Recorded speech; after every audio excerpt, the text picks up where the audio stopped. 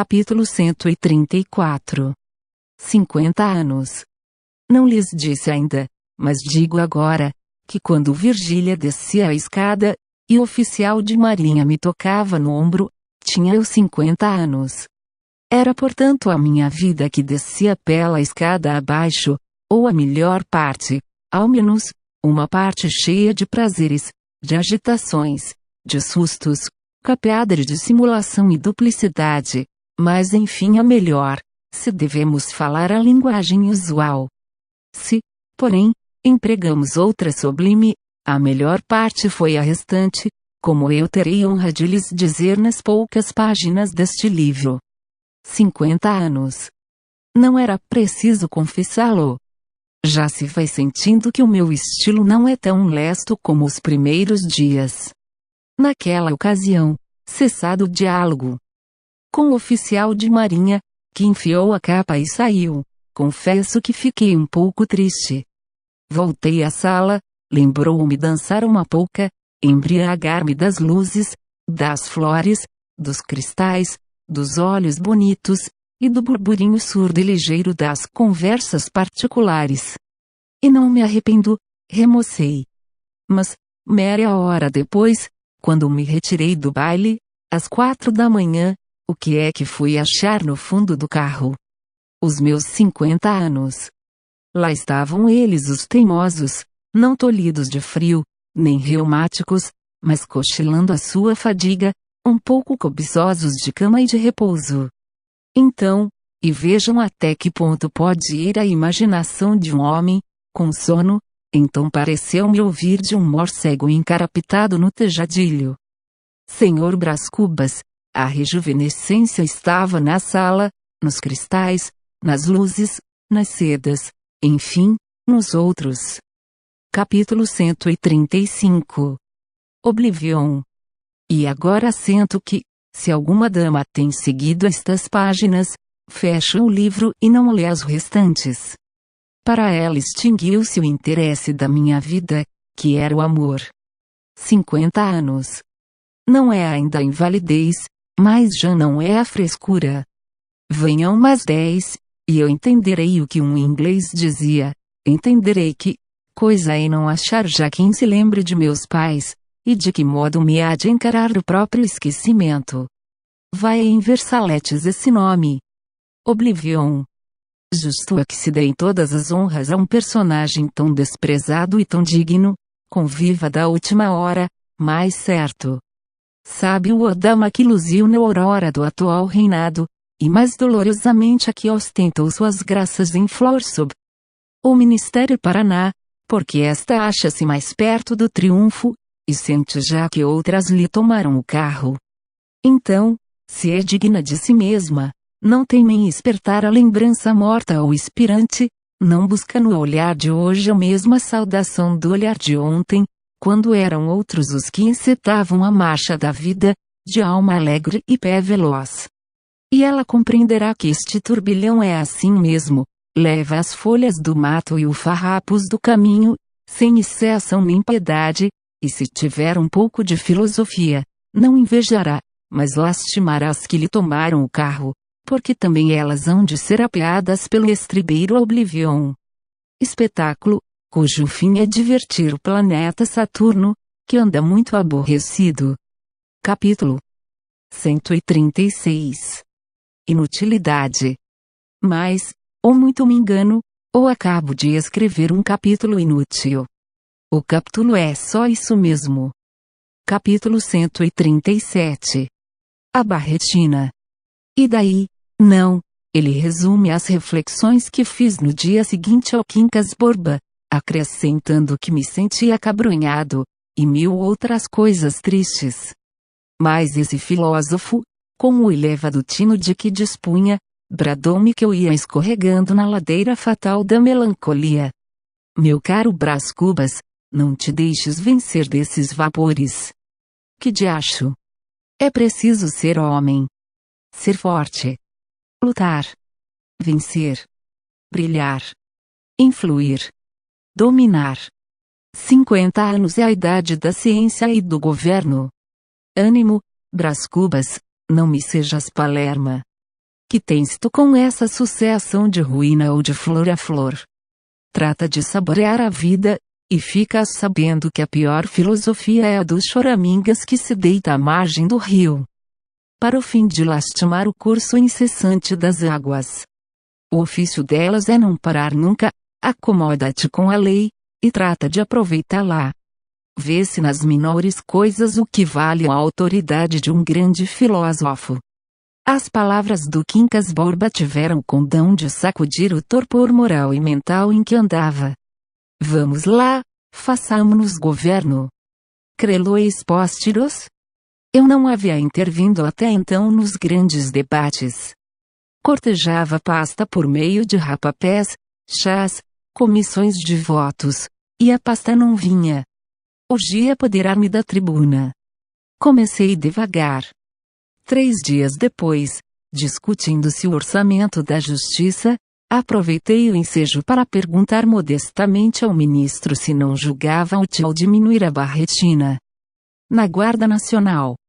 Não tinha vasto alcance o objeto da pergunta, mas ainda assim demonstrei que não era indigno das cogitações de um homem de Estado, e citei Filopêmen, que ordenou a substituição dos broquéis de suas tropas, que eram pequenos, por outros maiores, e bem assim as lanças, que eram demasiado leves, fato que a história não achou que desmentisse a gravidade de suas páginas. O tamanho das nossas barretinas estava pedindo um corte profundo, não só por serem deselegantes, mas também por serem anti-higiênicas. Nas paradas, ao sol, o excesso do calor produzido por elas podia ser fatal. Sendo certo que um dos preceitos de Hipócrates era trazer a cabeça fresca, parecia cruel obrigar um cidadão, por simples consideração de uniforme, a arriscar a saúde e a vida, e consequentemente o futuro da família. A Câmara e o governo deviam lembrar-se que a Guarda Nacional era o anteparo da liberdade e da independência, e que o cidadão, chamado a um serviço gratuito, frequente e penoso, tinha direito a que se lhe diminuísse o ônus, decretando um uniforme leve e maneiro.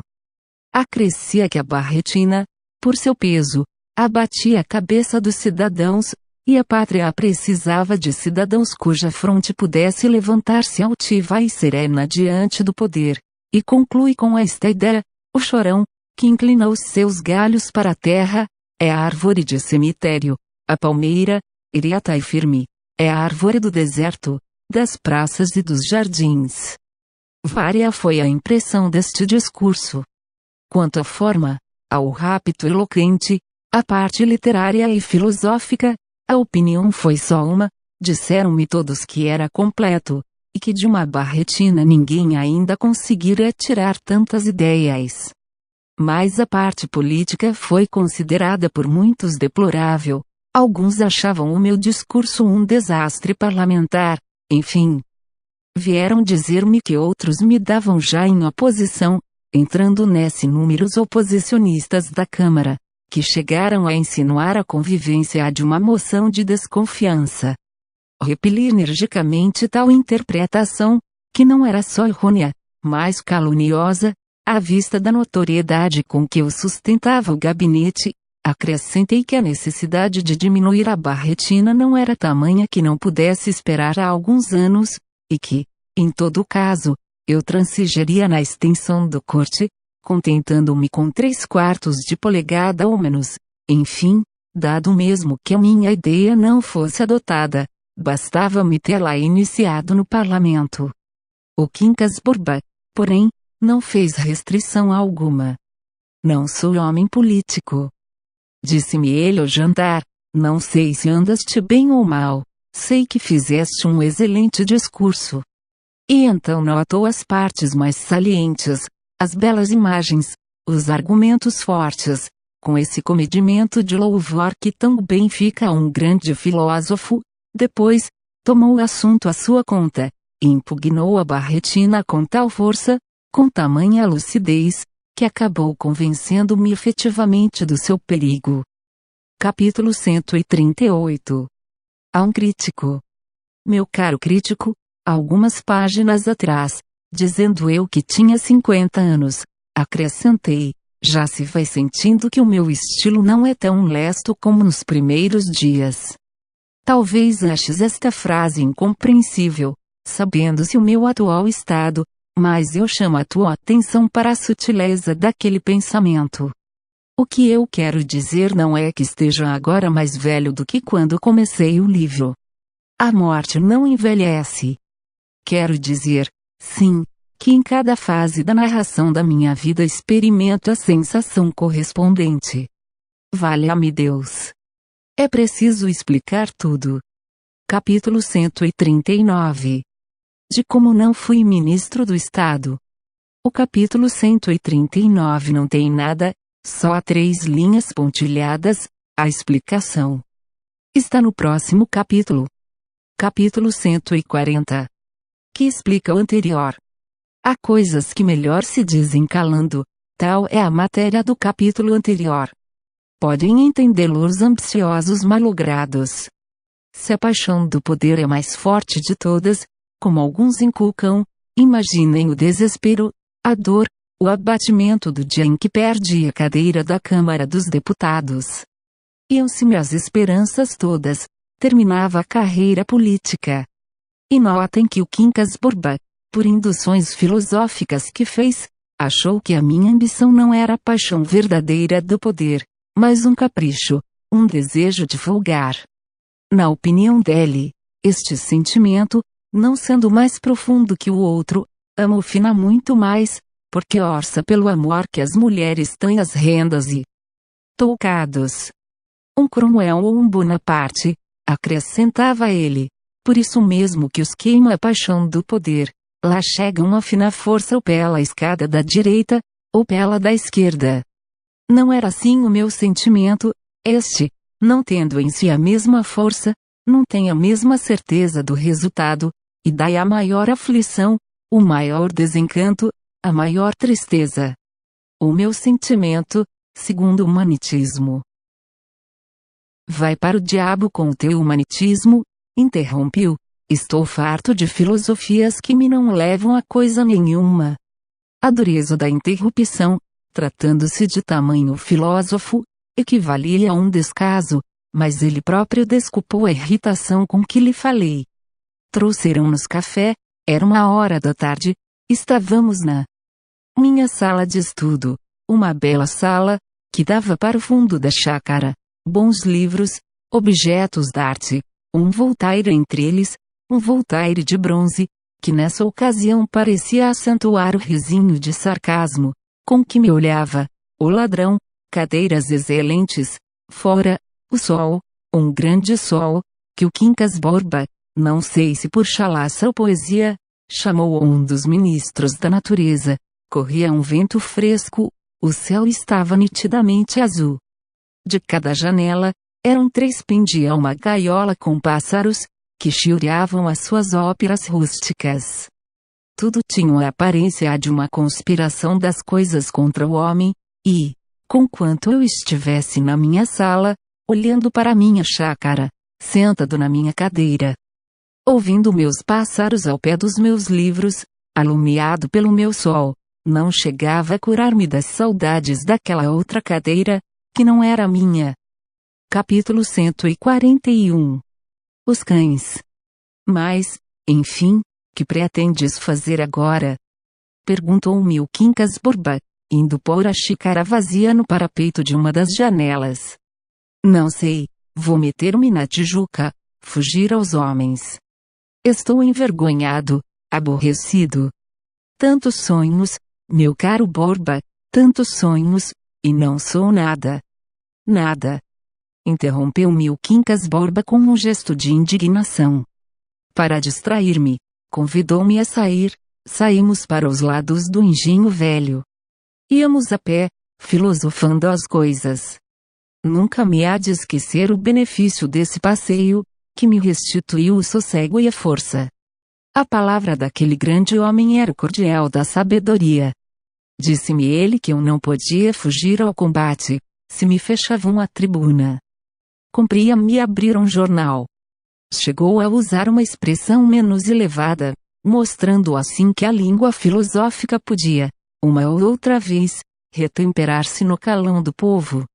Funda um jornal, disse-me ele, e desmancha toda esta igrejinha. Magnífica ideia! Vou fundar um jornal, vou escachá-los, vou lutar. Podes escachá-los ou não, o essencial é que lutes. Vida é luta. Vida sem luta é um mar morto no centro do organismo universal.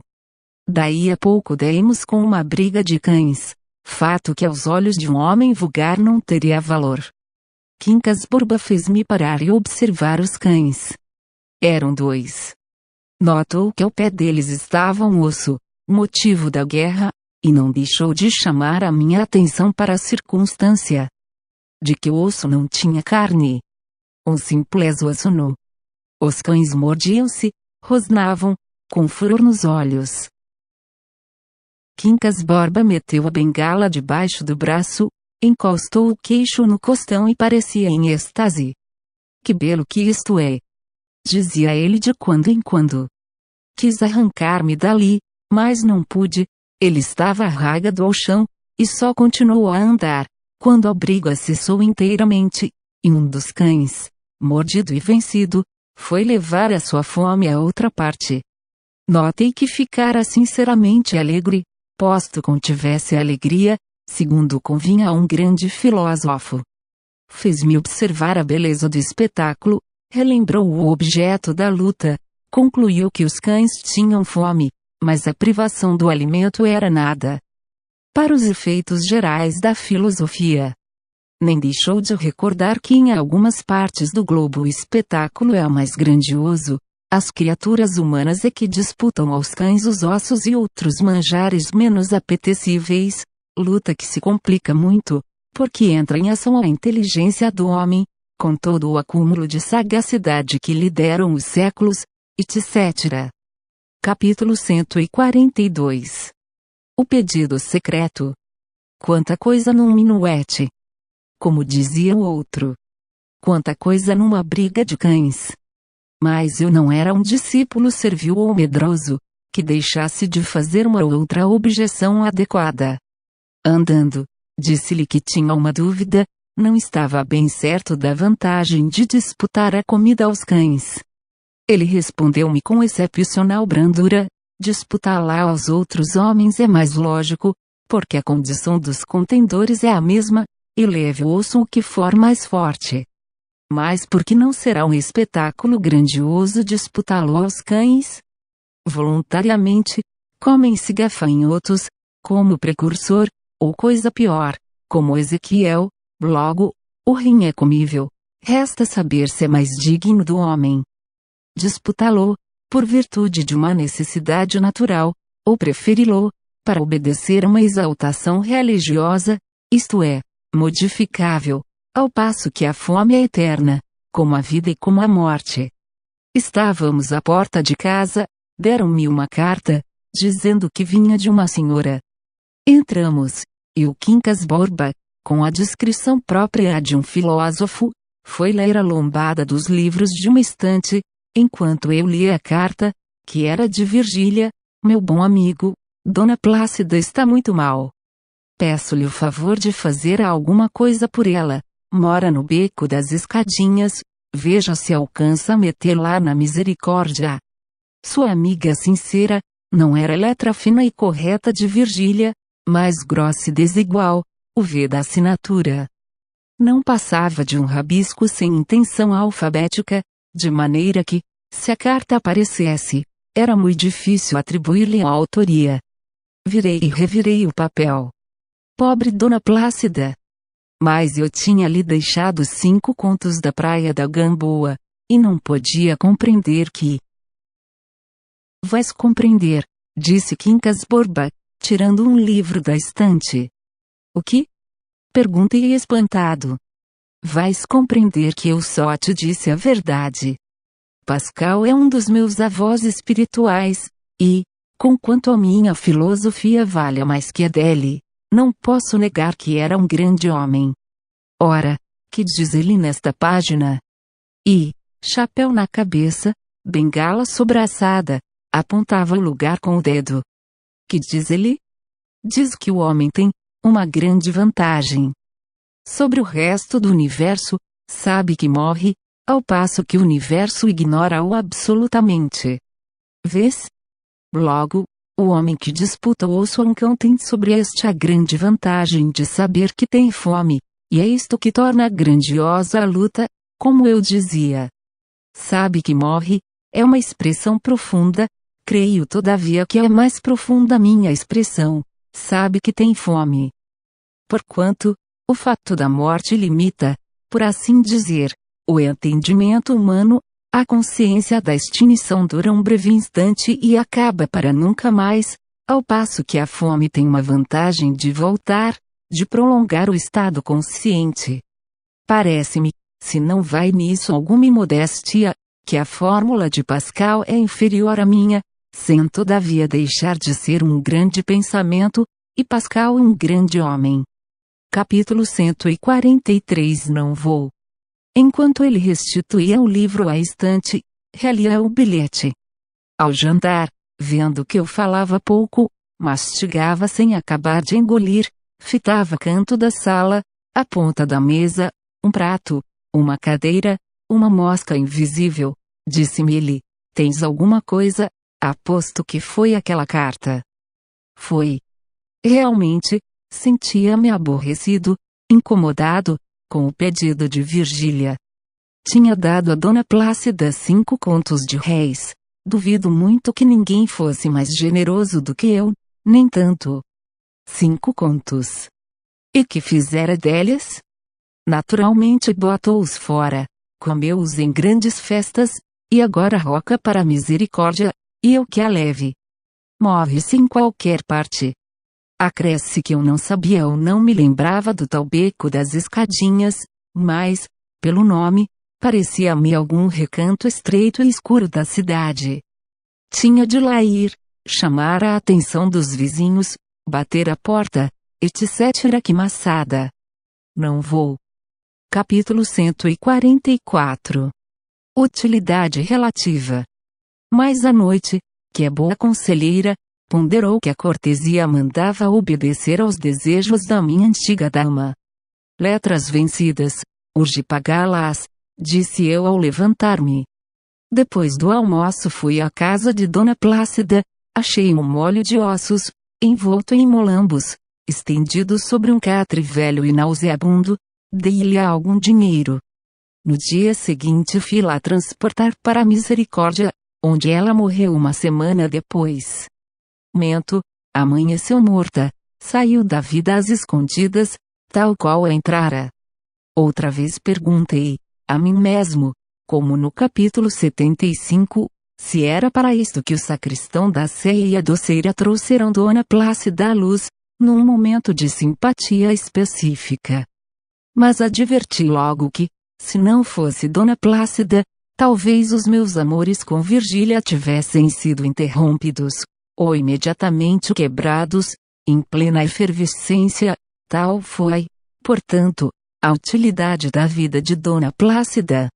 Utilidade relativa, convenho, mas que diacho absoluto nesse mundo. Capítulo 145. Simples repetição. Quanto aos 5 contos, não vale a pena dizer que um canteiro da vizinhança fingiu-se namorado de Dona Plácida, logrou espertar-lhe os sentidos, ou a vaidade, e casou com ela. No fim de alguns meses inventou um negócio, vendeu as apólices e fugiu com o dinheiro. Não vale a pena. É o caso dos cães do Quincas Borba. Simples repetição de um capítulo. Capítulo 146. O programa. Urgia fundar o jornal. Redigi o programa, que era uma aplicação política do humanitismo, somente, como o Quincas Borba não houvesse ainda publicado o livro, que aperfeiçoava de ano em ano, assentamos de lhe não fazer nenhuma referência. O Quincas Borba exigiu apenas uma declaração, autógrafa e reservada, de que alguns princípios novos aplicados à política eram tirados do livro dele, ainda inédito. Era a fina flor dos programas, prometia curar a sociedade, destruir os abusos, defender os sãos princípios de liberdade e conservação, fazia um apelo ao comércio e à lavoura, estava Guizotti e Ledru Rollin, e acabava com esta ameaça, que o Quincas Borba achou mesquinha e local. A nova doutrina que professamos há de inevitavelmente derribar o atual ministério. Confesso que, nas circunstâncias políticas da ocasião, o programa pareceu-me uma obra-prima. A ameaça do fim, que o Quincas Borba achou mesquinha, demonstrei-lhe que era saturada do mais puro humanitismo, e ele mesmo o confessou depois.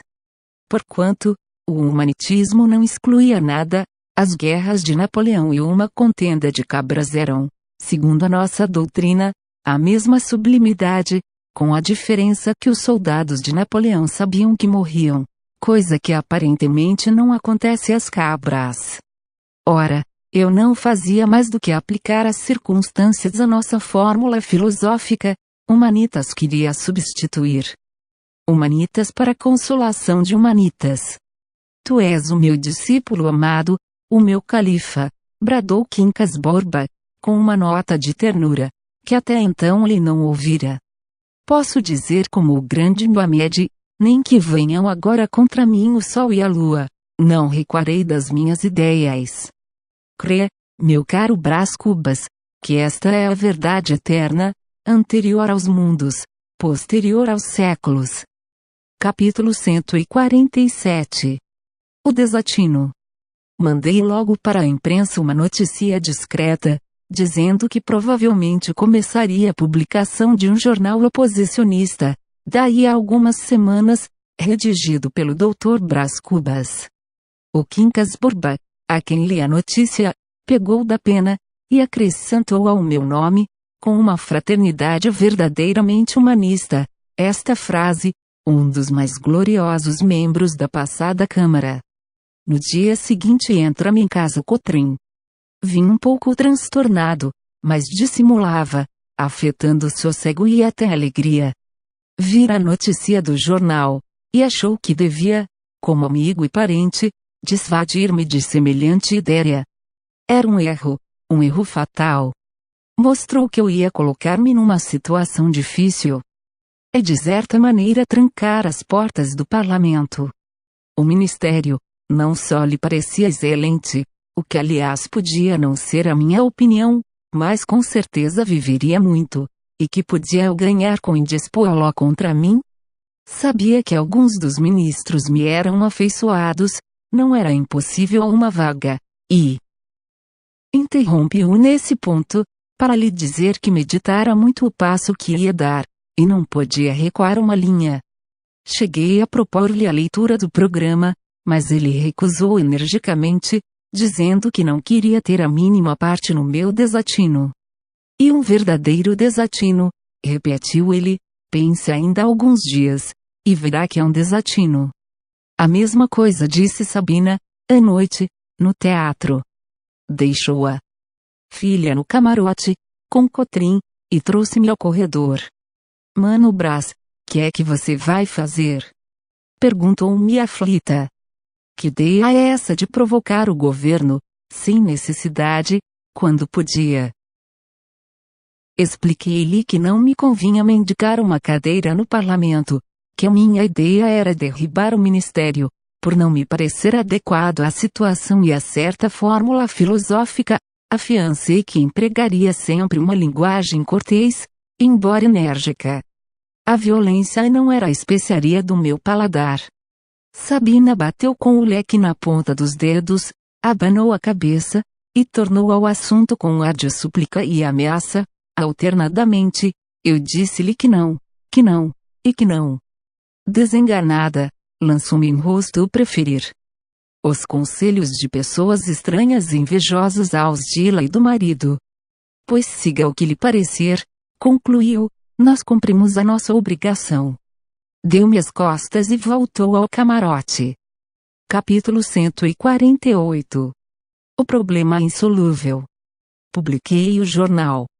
24 horas depois, aparecia em outros uma declaração do Cotrim, dizendo, em substância, que, suposto não militasse em nenhum dos partidos em que se dividia a pátria, achava conveniente deixar bem claro que não tinha influência nem parte direta ou indireta na folha de seu cunhado, o Dr. Brás Cubas, cujas ideias e procedimento político inteiramente o reprovava.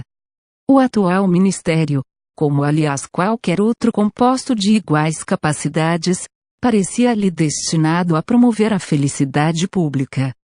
Não podia acabar de crer nos meus olhos.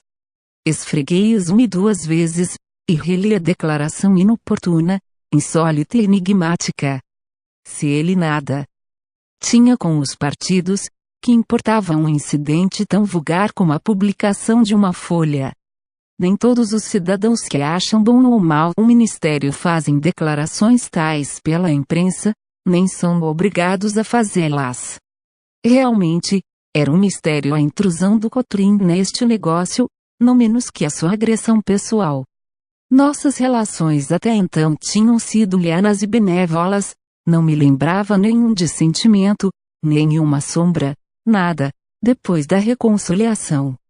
Ao contrário, as recordações eram de verdadeiros obséquios, assim, por exemplo, sendo eu deputado, pude obter-lhe uns fornecimentos para o arsenal de marinha, fornecimentos que ele continuava a fazer com maior pontualidade, e dos quais me dizia algumas semanas antes que, no fim de mais 3 anos, podiam dar-lhe uns 200 contos.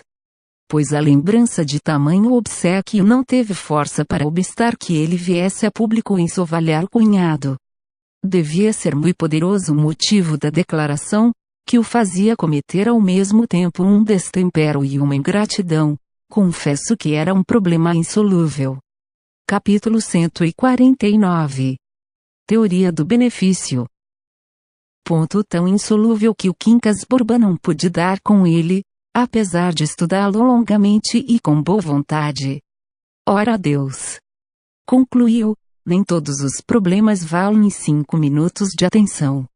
Quanto à censura de ingratidão, Quincas Borba rejeitou-a inteiramente, não como improvável, mas como absurda, por não obedecer às conclusões de uma boa filosofia humanística. Não me podes negar um fato, disse ele, é que o prazer do beneficiador é sempre maior que o do beneficiado. Que é o benefício? E é um ato que faz cessar certa privação do beneficiado. Uma vez produzido o efeito essencial, isto é, uma vez cessada a privação, toma o organismo ao estado anterior, ao estado indiferente.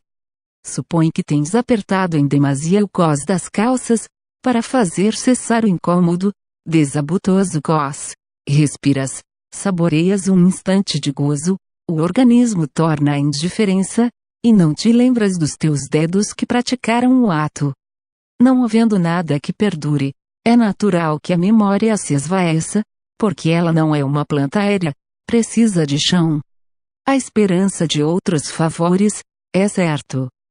Conserva sempre no beneficiado a lembrança do primeiro, mas este fato, aliás um dos mais sublimes que a filosofia pode achar em seu caminho, explica-se pela memória da privação, ou, usando de outra fórmula, pela privação continuada na memória, que repercute a dor passada e aconselha a precaução do remédio oportuno. Não digo que, ainda sem esta circunstância, não aconteça, algumas vezes, persistir a memória do obséquio, acompanhada de certa afeição mais ou menos intensa, mas são verdadeiras aberrações, sem nenhum valor aos olhos de um filósofo. Mas, repliquei eu, se nenhuma razão há para que perdure a memória do obséquio no obsequiado, menos há de haver em relação ao obsequiador. Quisera que me explicasse este ponto. Não se explica o que é de natureza evidente, retorquiu o Quincas Borba, mas eu direi alguma coisa a mais. A persistência do benefício e seus efeitos. Primeiramente, ao sentimento de uma boa ação, e dedutivamente a consciência de que somos capazes de boas ações. Em segundo lugar, recebe-se uma convicção de superioridade sobre outra criatura, superioridade no estado e nos meios, e esta é uma das coisas mais legitimamente agradáveis, segundo as melhores opiniões, ao organismo humano. Erasmo, que no seu elogio da sandice escreveu algumas coisas boas, chamou a atenção para a complacência com que dois burros se coçam um ao outro.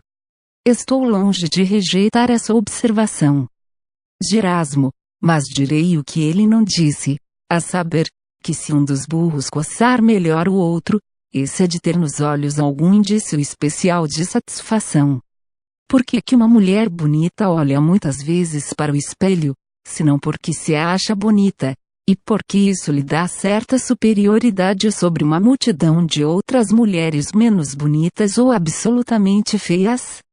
A consciência é a mesma coisa, remira-se a miúdo, quando se acha bela. Nem o remorso é outra coisa mais do que o trejeito de uma consciência que se vê hedionda.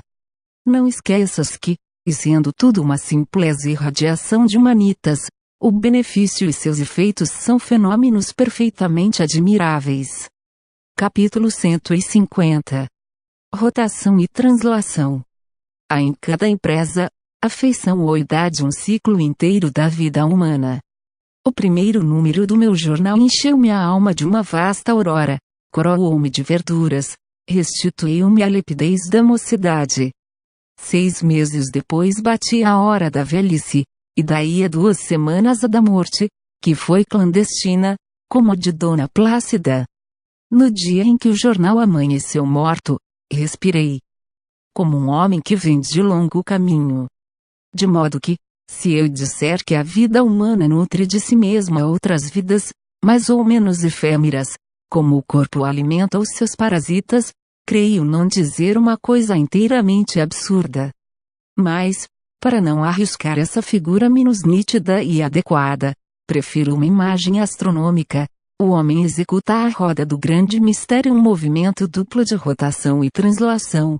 Tem os seus dias, desiguais como os de Júpiter, e deles compõe o seu ano mais ou menos longo.